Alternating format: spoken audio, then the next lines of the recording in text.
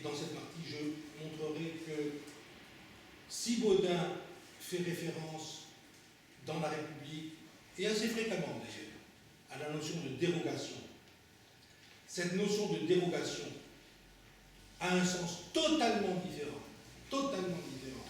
de celui qu'elle a dans un autre courant de pensée totalement différent de lui-même et qui ne connaît pas la souveraineté, à savoir les penseurs de la raison d'État. Il y a un sens totalement différent. Les penseurs de la raison d'État n'avaient pas pour souci le fondement du droit. Ce n'était pas leur problème. Je passerai ensuite à une interrogation sur ce fondement lui-même, et je vous montrerai comment il est impossible de penser, il faut penser du moins la souveraineté comme fondement de l'ordre juridique, et non pas en termes d'exception, comme l'a fait le personnage que je citais tout à l'heure. Donc, je reprends la notion de souveraineté chez Baudin lui-même. Baudin, dès le début du chapitre 8 du livre 1 de la République, souligne il est parfaitement conscient de la nouveauté qu'il introduit dans ce domaine.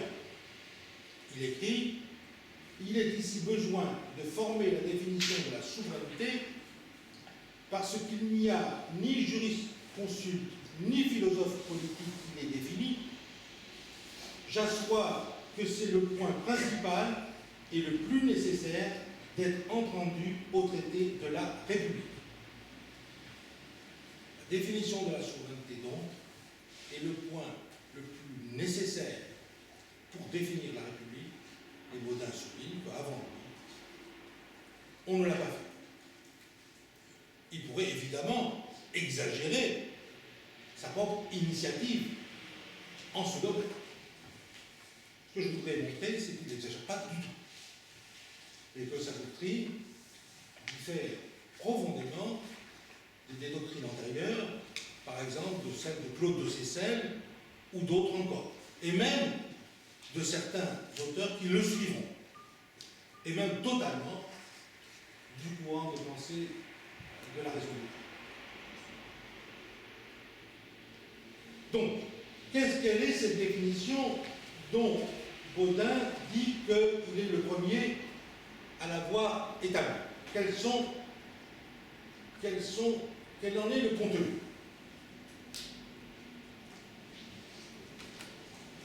Il y a deux attributs globaux déterminants de la notion de souveraineté. Le premier, Baudin la caractérise en disant que la souveraineté est perpétuelle. Quand il dit qu'elle est perpétuelle, il veut dire qu'elle est sans condition politique. Je souligne politique. Sans condition politique et sans limite.